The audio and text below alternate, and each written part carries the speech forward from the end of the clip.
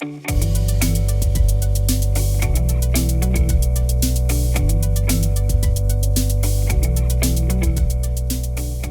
morning, good afternoon, good day. How are you?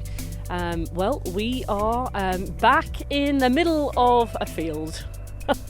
If only every podcast could start in that way. We are back on the Peak District National Park boundary.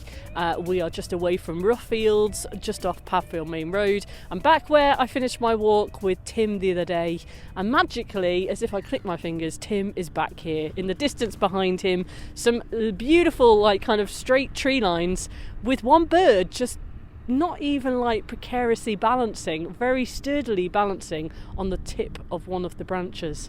Well, I think we're going to move pretty quick, Tim, because there is a tractor heading towards us which is mucking. Yeah, let's take a path. So we have come back to where we finished up the other day. We've met back on the track which we had said where the holy stone was. And it's a marking point, and this is where the border kind of cuts these fields almost in half. But what we're interested in walking today is from this particular field near Padfield Main Road all the way out to Deep Clough Farm. And instead of taking the path down that I took with Casa towards Bottoms Reservoir to walk along the waterline, we are taking the kind of scored, muddy path to the right hand side, and I think we better hurry up pretty quickly. The sheep are back in this field today. It's a little bit more shady, not as sunny as we were the other day, Tim, but it's still mighty cold. Yeah, it's not warmed up any, is it? No. I can hear some sheep calling us. There's one coming to the distance. Maybe they think, oh my goodness, there's a lot of sheep running straight towards us. I think they think that the tractor's bringing them food. So in a second you're going to hear loads of sheep. Oh, okay, yeah, the tractor's there. Well, I mean, this hasn't happened on any podcast yet. We've got about 100 sheep heading directly towards us. It's slightly intimidating in a way, isn't it? That's just crazy. Sorry, guys, we haven't got any food for you. I mean, I've probably got like some nuts, but I'm not sure that's in your kind of, your diet. Yeah, do sheep eat cheese sandwiches? There's a question for our listeners. Right, well, we are walking along what to me just like looks like a muddy track.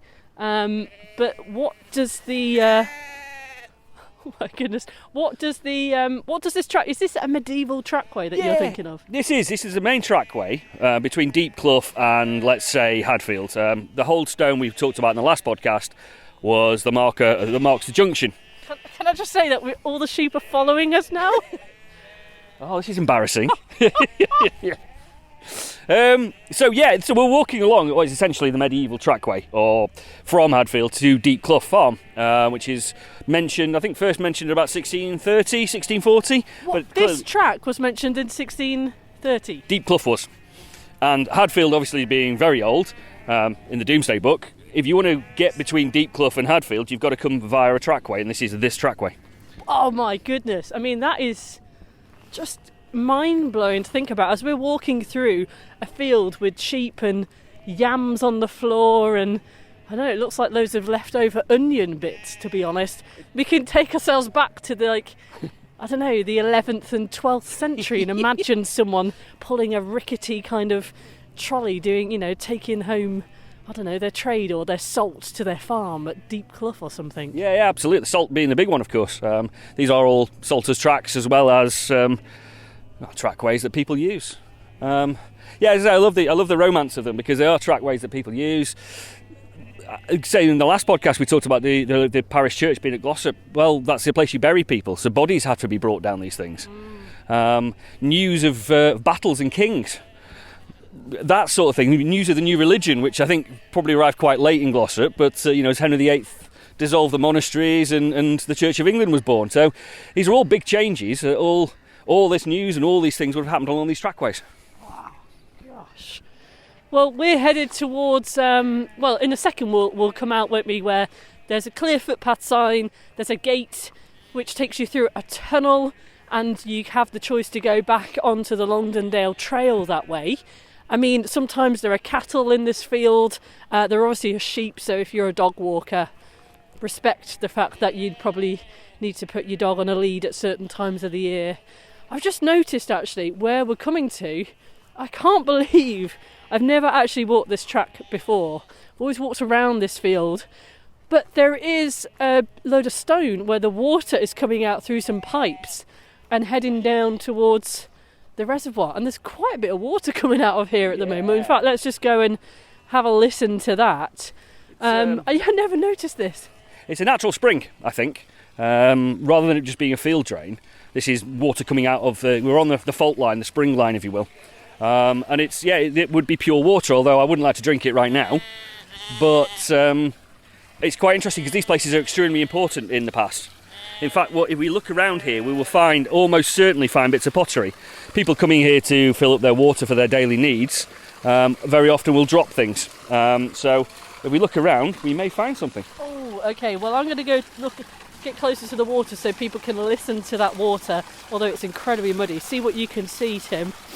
There are lots of stepping stones around here, and it's kind of, the water's coming in bursts into a really old moulded bath. There are 1, 2, 3, 4, 5, 6 different pipes where the water can kind of flow from, I guess it must be somewhere from just where the trail is down towards the reservoirs.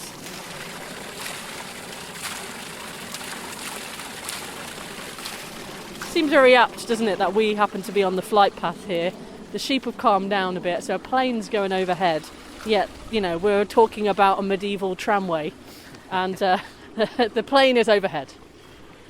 What can you see? I mean, to me, it looks incredibly muddy here today. There's lots of stones, and I'm not seeing much. There isn't a huge amount to see. One thing that does leap out at me is right behind you. There's a glacial erratic.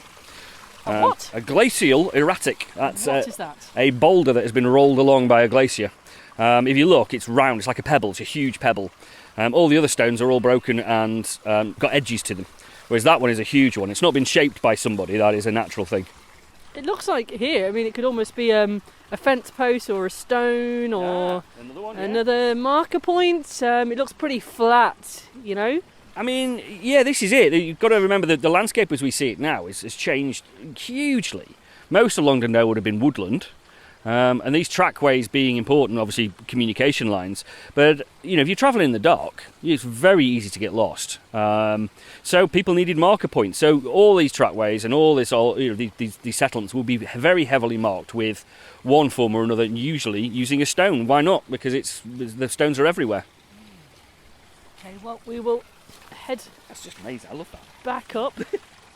I can't even remember what you called it. An erratic glacier. Glacial erratic. In fact, you can probably see. I don't know how to say it or spell it. This is why I can't be an archaeologist, because I can't spell your job title and I can't say half the words you say. I mean, you must be very good at spelling. Yeah. And writing. Actually, yes, I am. I'm gonna blow my trumpet. I can spell hard words. Bits of glass here, actually. Yeah. Right, clamber up the incredibly muddy bank. A lovely little hole here. I wonder whether a rabbit appears from there at night. Good little hiding space, I suppose, where there's a bit of water and someone's just walking on the top of the hill above. You can see the trackway as you walk up, stumbling up from the spring. You can see the trackway running along straight ahead of you. I mean, it's interesting because where we've come from the spring, it's almost like there are so many different paths, aren't there? There's a path to the right, which almost looks more like kind of a car path because you can see almost the wheel marks and the shape of that. And then to the left, the kind of scored path, the muddy path, kind of continues to a gap in the wall.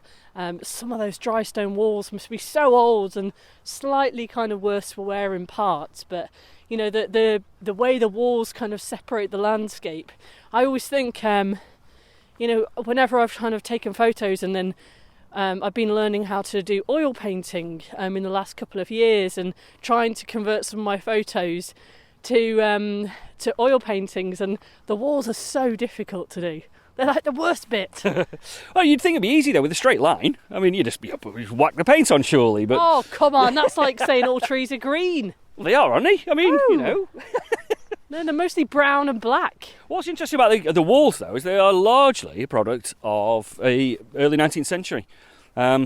These are all the result of the land being carved up with, in various ways and means, but certainly the Acts of Parliament allowed this land to be walled in like this. Right, well, we've seen a marker post for the public footpath, a very old one. We're taking a left turn where we continue to follow these tracks, where obviously the farmer must drive and use this track to drop off food for the animals. And we're along the top of the wall, so the reservoir is to the left of us. Oh, a little bit of sun just appearing on the valve house in the corner. I was reading up on the valve house the other day, actually, because I mentioned in my episode with Casa about the coat of arms that's on the valve house and it being from Manchester Corporation. And I've actually put a pin in our map which accompanies this podcast at longdendaletales.co.uk, and the pin shows an article which I found which it does say it's the Manchester Corporation coat of arms. And there was a brilliant article by a tour guide called Jonathan Schofield, and he actually has got the same coat of arms picture which he found in Manchester Town Hall Extension. And it explains all the different parts of it. Lions. There's even a globe with bees on it. So, people think the bee for Manchester kind of came out of something after the Manchester Arena attack, but actually the bee has been a significant part of, Manchester's history for many, many years. And these kind of little bees are all around the city, and it's just crazy to think that there's a coat of arms in the town hall all the way in Manchester city centre, and the same coat of arms is here on a valve house at Bottoms Reservoir. Of course, Manchester own most of the land here. They were the ones who, commissioned and paid for a lot of the building of the reservoirs because they needed the water in Manchester for a growing town. Right, let's go through. I love a gate sound, as we mentioned the other day. The sign says TPT East. Transpennine Trail, if you wonder what that is. Longdendale Trail with a lovely yellow arrow. I have slightly fallen in love with this tunnel. I'm not going to lie. I've become a tunnel geek. I have crazy ambitions for this tunnel, but as we look up now, it's like a muddy track through the tunnel. It opens out. You'll hear when we enter the tunnel because it'll sound different. But the sun is coming from the opposite side of the tunnel, and it's just lighting with all the shadows of the trees around on the tiny little steps up through the other side. So this tunnel is underneath what is now known as the Longdendale Trail. These are the tunnels where the trains would have ran over, via Hadfield Station all the way through to Sheffield, stopping at Crowden and Woodhead. But what I only noticed a few weeks ago, which is why I thought it's another Ask Tim segment of the podcast, I only noticed that there are stonemason markings, and I learnt from you, Tim, that Glossop Viaduct Bridge has lots of these stonemason markings, which I understand is how they used to get paid, so they'd kind of almost have their tag, and then at the end of the day it'd be like, right, you've done 1, 2, 3, 4, 5, I'm going to pay you X number of shillings or something. That's exactly it. It's a way of keeping tab. It's also, interestingly, a way of I don't know, sort of quality control. So if some of these are not very good, you know who did it. But if you didn't mark it, somebody else would mark it and they'd get paid for your work. But what's interesting about this is I don't know of anywhere else, because the mason's marks, every stone has a mason's mark on it, but it's usually they're put facing into the wall so you don't see them. Here, it's the exact opposite. Every stone, it is literally every stone has a mason's mark on it, and I don't know why it was done here. This is a very minor sort of underpass. This is just the track. So there's no reason to make it look nice, but still, this seems like overkill. And the only other place I've ever seen this intensity of mason's marks is in Alderley Edge Station. And as the train pulls out, going towards Crewe, if anybody ever does this, you can see there's hundreds of these mason's marks on each of the stones. It's bonkers, and I don't know why. I just don't understand it. Yeah. I'm looking at one here. There's an arrow. There's one that's more like an asterisk. There's one that looks like, imagine if you're on a beach and the seagull was there, like a kind of, I don't know, triangular kind of shape. What are the little shapes? There's one that looks like a fish to the side. This is an interesting one. It's like a 4, but backwards, reversed. And that's it's a very old mark. Essentially it's a sign of the cross, or the ancient Christian symbol. Whether it means that in this context, who knows? But it's just a mark, because there's only a limited number of marks you can make with a straight chisel, because it's very difficult to make a circle in stone. So these things are done very quickly, but they're done, in order to get paid. But it blows my mind. The first time I came across this, I spent an hour or so in here just wandering around, looking at them all. Okay, that's more than I spent. Well, I mean, somebody who did spend an extraordinary amount of time, I actually purchased one of his framed photos, was a chap called Chris Howarth.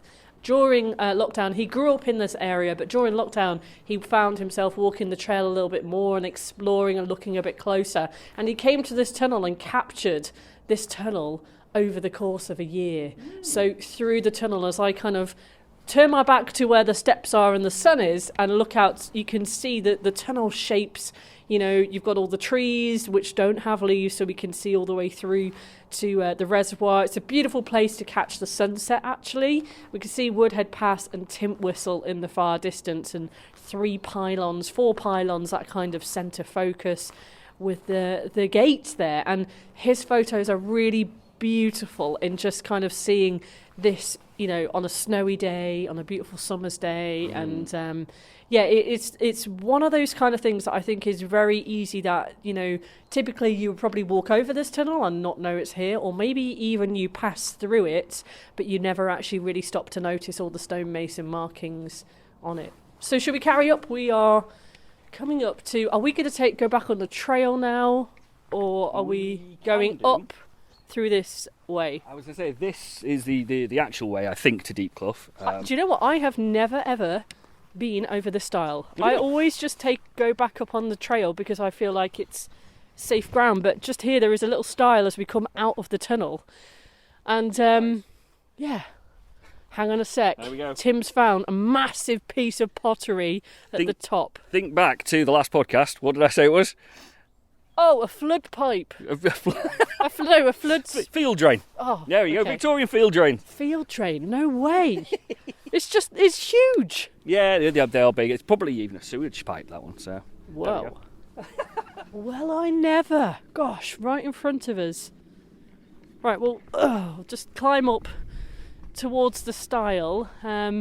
Actually, do you know what? It looks pretty muddy in there, and there is also a sign saying bull in field, and there are a number of cows there, Tim. So I'm going to say maybe we just walk along to Deep Clough along the trail, which might be better, as I imagine. I think they're going to be coming up to lambing time there, so maybe we play it safe and stick. But I see what you mean about up through this field to the left, and actually where there's a cow walking along the medieval trackway right there, and we can see in the distance there is the boundary.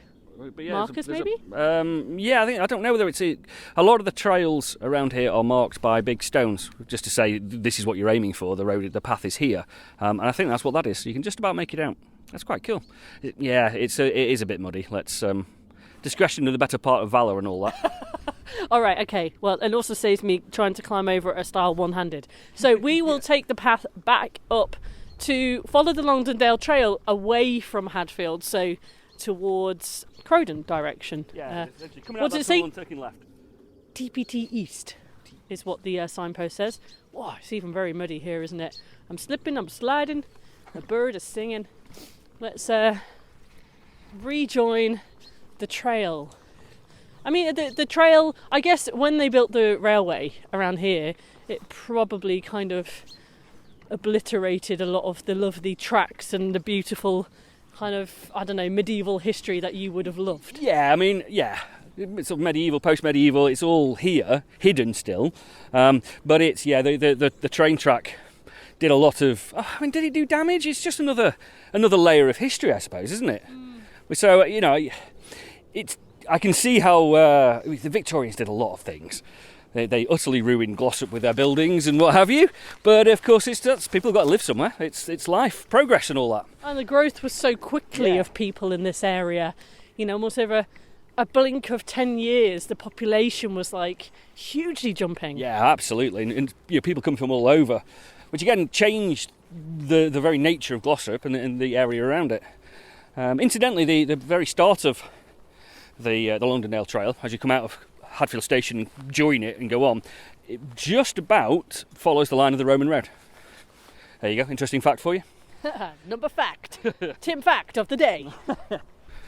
Valehouse Dam must be quite an interesting point. I mean, I'm going to get into the history of who lived there, what happened there with Kate. But in terms of kind of what remains there, I mean, the reservoirs were flooded and that particular mill was a goner. But I guess in summertime, you must get to see a whole different kind of experience around here because the water levels drop. Sometimes people say they can see a bit of, the remains of the mill. I mean, is that like Valehouse Reservoir? Is that an area of interest? Have you ever explored there? Yeah, actually, last summer. Well, 2-3 summers ago. In fact, this is summer before lockdown. It would have been, but also, last year it was amazing. Really low water level, and you can see Valehouse Farm, which of course is no longer there. Generally under about 8 feet of water. But what was interesting about it is that clearly the people who had been living there were quite messy, and there's tons of 17th century pottery, early 18th century pottery in there. Absolutely amazing. So you've got real evidence of actual people living there. It isn't just an abstract concept. These are pots that people would have eaten from. Yeah. So not just like buildings, but but the physical remains. How do you know, what kind of training have you been through to get to the knowledge where you are today? Because there's probably tons of people who like going up, picking up random bits of pottery, but this is a proper job for you. You've got proper qualifications and everything. What does it take to kind of get to the knowledge of where you are today?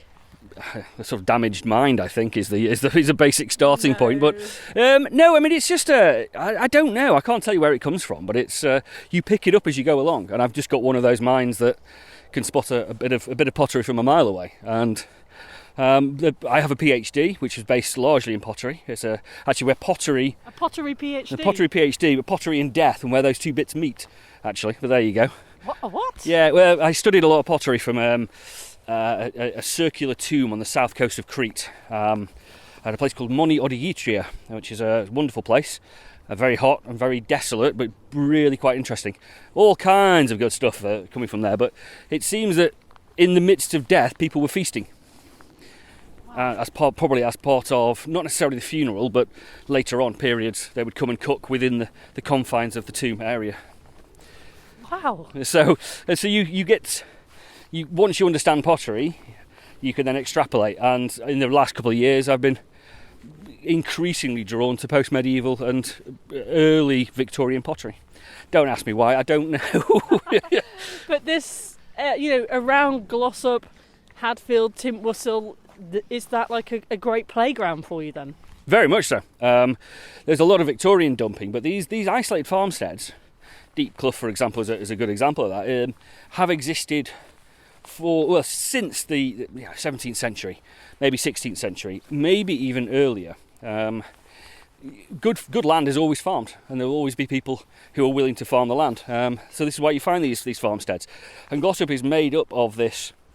It's like an extended settlement. It's a dispersed settlement, we call it. You have the centre, which is Glossop, and then you have all the surrounding farmsteads, which are usually either a single farm or a collection of buildings with maybe 2 or 3 families living there, different generations farming it, and they get together. They use these tracks to communicate.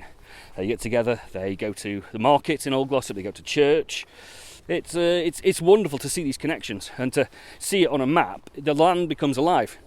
Yeah. We think of Glossop as just being, the Norfolk Arms and that crossroads just by the station there, but actually Glossop and Longdendale and the greater Glossop Dale, it's made up of these connections of wonderful web of roads and farmsteads.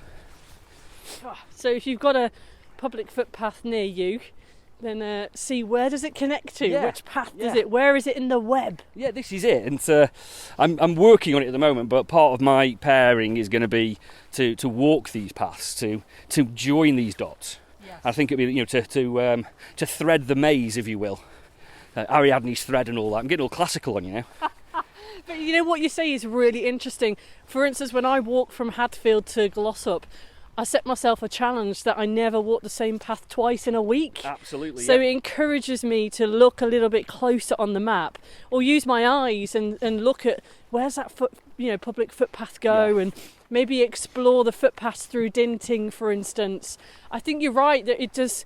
Once you get kind of curious with that and you allow yourself more time, it's very easy, I think, when you walk, you just walk from one place to the same, repeat. Yeah. And it's so tempting to kind of get locked into that default. But even walking the same path, I mean, there is this fancy term which I have to be honest, I had to Google and read about, called psychogeography, which a lot of it kind of comes from these rather fancy people in France, if we're honest, and very highbrow arty folk. But ultimately, I think, well, I've been doing psychogeography for ages. It's just going for a walk, having a look a little bit closer, and maybe going home, taking a photo and going home and checking out. And look, I mean, your website, Glossop Curiosities, is it's like overwhelming how much knowledge you have picked up and blogged about over the years just in this particular area. Well, thank you. Yeah, no, thank you. It's a labour of love. It does take up time, but it's what I love doing, and getting the feedback from people. And there are, it's a rare day that it doesn't get 10 people visiting the blog, which I've got to say, given its fairly niche subject, is it's amazing, But I love the idea of this psychogeography, the derive, wandering without aim to see what you find. Oh, that's a bit of a muddy bit. That's the fancy French term. Yeah, a derive. So tell me, so you are also an artist in resident like I am with Glossop Creates for the Pairings programme. I have been working with Matt Ross at the Longdendale Environmental Centre to better learn what the Peak District National Park does in this particular area of Longdendale. And you have got a hugely grand idea for yours known as the Big Dig. I mean, do you want to kind of go into a bit of detail? It's not like kind of set in stone. Nope. See what I did there? Hey, very good, very good. But you've got kind of bold ambitions and, plans of what you want to do. Do you want to kind of give some details of that? Yeah, the idea is that, well, my big shtick, okay, I love that word shtick, my big thing is that there's heritage everywhere, and it's our heritage, it's all around us, but Glossop is very sort of locked into this, it's very Victorian, so it's got the mills, it's got the road system, it's got this, that, the other, and we know about it all, and I think a lot of people are put off by mills, quite frankly, and I know there's a lot of people out there who like mills, and that's all well and dandy, but there's so much more going on here. So the idea is that I want to give everybody the opportunity to go finding bits and pieces. So what you're going to do, you're going to grab a bag. There's going to be bags produced with a certain kit in them. Mm-hmm. You grab your bag, you go to your house, your garden. If you haven't got a garden, go to a public footpath, go into Manor Park, go to any of the parks around here. Not digging as such, you're poking around with a stick or whatever I've provided. Probably a spoon, actually. It's going to be a wooden spoon. Oh. I know, fancy. But see what you can find. Record very carefully where you find this stuff. Mm-hmm. Then bring it back to a certain collection point. One at the library, I think. There's going to be places in, Dark Peak Books, places like that. Drop them off. Yep. I'll look at this, plot it on a map, take photographs, get stories of people, what they found, where. So actually, A, it's fun for everybody, everyone's involved, but also B, it's going to give us data, a lot of data to work with. Yeah, and the fact that, if people do have even their own back gardens, which, these days we know is a privilege. Yeah. Using your back garden. I mean, I guess we're saying here, don't go on private land, digging holes in private land that you're not meant to be in. Absolutely. But, Of course, there are going to be places like Melandra, for example, which is a protected place. You can't dig there. It's very much against the law, and as it should be. But everywhere else... I mean, this trail that we're walking along now, there could be, like you say, we've given you a big tip there of where that field pipe is. Field drain, not field pipe. Well, if you are a runner... You will know that this is the 1 mile bridge marker. We're about to walk under it. But the bridge itself is really interesting. I mean, it's a fairly standard, it's a railway bridge. But if you look, top left, just below the parapet, there's like a big line. You've got the top of the wall, you've got the road service, and there's a bit that comes down. If you look down, with this vertical lot of wall here, yes. At the top, there's an M. Can you see? Okay. Can you see it carved? Yes. Yeah. So you may have to make a note of this and take a photo and put it on as a pin. But Okay. what's interesting about that is it's probably a mason's mark, but the mark itself is often referred to as a witch mark. Really? It's the inverted V's, connecting V's. In the medieval period and just after, up until the Reformation, it was used as a religious symbol for Mary. But it's also made up of two V's, and the two V's stand for the Virgin of Virgins. Mm-hmm. So it's very much a religious mark, which you find made on buildings in the post-Reformation period, usually thought of to be what we would call apotropaic, which means to drive away evil, to turn away evil. So, yes, it is a mason's mark, but I also wonder it was put there by a mason knowing that it's a way of turning away evil. And don't forget, this is 1850, so there's a lot of bits and pieces. In fact, yeah, there's another one down there, isn't there? I mean, to the left of the main kind of big chunky vertical wall. It's really hard to explain this, isn't it? It is. Just above the rambles, I can actually see, there are some more like mason markings. Wow. I mean, all I've ever done when I've walked through this bridge is shout echo. And now I'm seeing potential markings. I mean, if we actually go into the bridge, are there more markings on the wall on the inside? We've got some kind of... I've never seen any, because I think here what they've done is they've put the markings on the inside, as we were talking before, because this is more public. You're supposed to see this. Yep. Whereas that bit isn't, although it looks like a bit of something there, doesn't it? There is a bit of an arrow. There is a cross here as well, so maybe actually... Which is the same, obviously it's the same markings as the people building the tunnel back there. Now there are no M's back there, or interlocking V's, so I wonder if that's something special that some of the mason has put on there in order to protect somehow the tunnel, the bridge. I mean, yeah, and you could see like the cast iron where there was is... some kind of gates or maybe fencing, I guess, for when there was the railway here. And more lead to put it in. Wow. All right, well, there you go. Walking through the bridge with all the stonemason markings. You could spend hours looking at that. What's on the other side? Can you see much? And there is another marking. Yeah, that's much easier to see when you walk through the tunnel. The very first, turn left immediately, and there 1, 2, 3, 4, 5, 6 stones upwards. It's not. I don't see it as a mason's mark simply because it's very specific where it's placed, and it's not anywhere else, and it's not in the tunnel that we've just seen, which is full of mason's marks. So I wonder if it's something special, and it's very clearly made up of two V's, upside down. Which is a very old-fashioned way of writing either a W or an M. We don't do that, and they didn't do that in the Victorian period either. That's a very specific mark. Wow. Whoa. There we go. Well, there we go. That was a good stopping point, wasn't it? And if it's raining, that's a great place to go in. Well, we'll walk through the puddles, as you can hear, and I think we're continue to walk a little bit further down the trail. I mean, we kind of really feel like we're kind of in the valley of embankments here, where we can see the sun kind of like disappears for a bit because the bank is so high to the right of us, covered in all kinds of ferns and mossy stones and a dry stone wall at the top, really similar to the one that we saw earlier on in the field. Right, we are at the turning, which is very clearly marked Deep Clough, and it says to the right is a public footpath and straight ahead is the Hadfield and Padfield Heritage Trail. So if we come to the bit where the gate is, we'll walk through the gate, and I imagine, Tim, this is the medieval trackway that you talked about. I would guess so. Yeah, certainly. It's the way it is marked on the map. I mean, of course, these things, they braid, which is a great word, but essentially, as you walk it, it gets muddier and muddier, and eventually what you do is you walk to the side of it, or the other side where it's drier. And so these roads, they're not permanent fixed things like our roads we imagine. They're ways, they go in a certain direction. What we can pick up on using the old maps or using LiDAR is where it's been worn out completely. So, but yeah, this is the track of the